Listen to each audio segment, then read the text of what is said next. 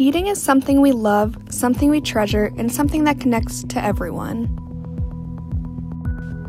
When I first learned that the topic of our English class revolved around food, I was confused. What is so special about food in a broader context besides the fact that it tastes good and we need it to survive? How will this be relevant to anything outside of the class itself? Ultimately, I was surprised when I found that the significance and deeper meaning of food is all around me.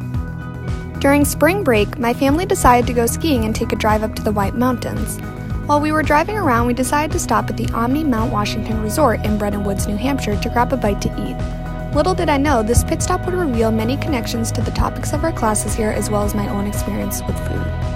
The Omni Mount Washington Resort, also known as the Mount Washington Hotel, is located in Bretton Woods, New Hampshire.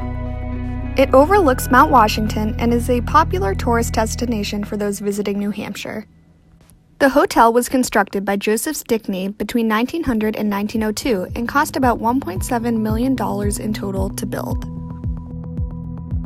Several important events were held at the hotel, including the Bretton Woods Monetary Conference, during which the World Bank and the International Monetary Fund were established.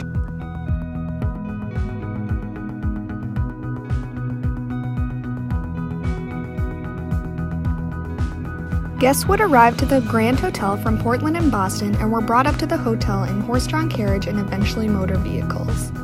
The hotel is filled with several dining locations, including the main dining room, the Princess Room, aka Carolyn Stickney's private dining room, the Cave, and a few other dining rooms. The main dining room is where most of the guest dining took place and continues to take place. The room is spacious and was built in an octagonal shape so that no guest could possibly experience the shame of being placed in the corner of the room. While at the resort, I talked to a waiter who currently works at the hotel, and he briefly described some of the hotel's history. He discussed with my family and I about how the current menu at the hotel is not that different from the menu from the early 1900s, when the hotel was originally built.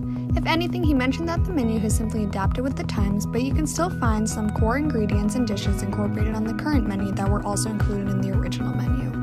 I decided to do some research and found old menus from the 1900s when the hotel was first built and compared them to the current day menu. One observation I instantly noticed was that both menus incorporated some form of cheese dish. The 1900s menu included a dish called Neufchâtel and Roquefort cheese with toasted crackers. And the current menu includes a dish known as their local cheese plate, which incorporates several different local cheeses, including cabbage cheese.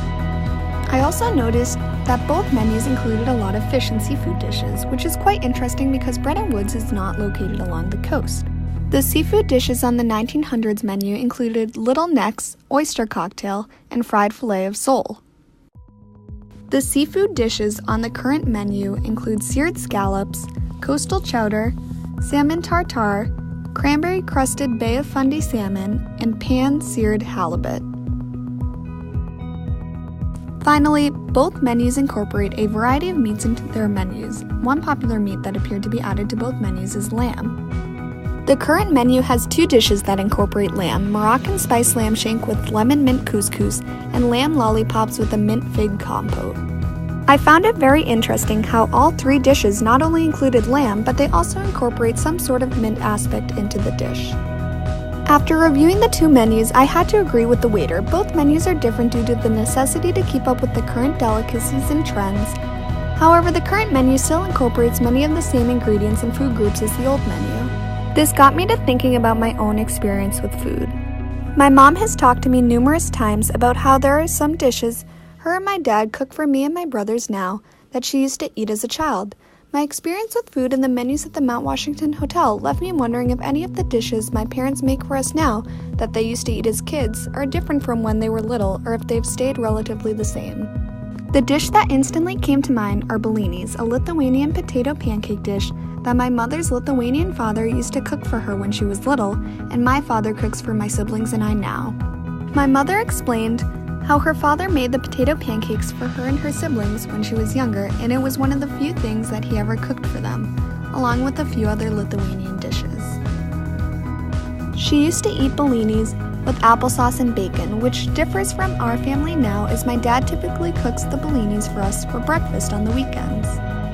Although the dish was passed down from my mom's side of the family, my dad decided to take on the project of recreating the dish after my mom told my dad how much she used to love them when she was little. It was one of my mother's favorite dishes. Her and her siblings loved the bellinis and always looked forward to when her father would make them for them, typically on Sundays. My papa, or my mother's father, used to say it was one of the things his mom, who was from Lithuania, used to cook for him growing up.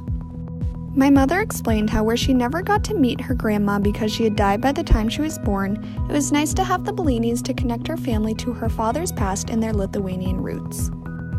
And where I was never able to meet my papa because he passed away before I was born, the bellinis now connect me and my brothers to my papa's past. So how did the bellinis relate to the meals from the Mount Washington Hotel between the 1900s and today? Not only did the bellinis and the Mount Washington Hotel meals have cultural significance, both have stayed relatively true to their original roots or recipes.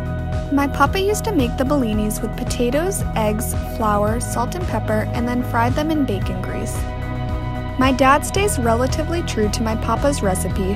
However, my dad also adds oil and garlic powder to the potato pancakes, which is a slight deviation from the original recipe.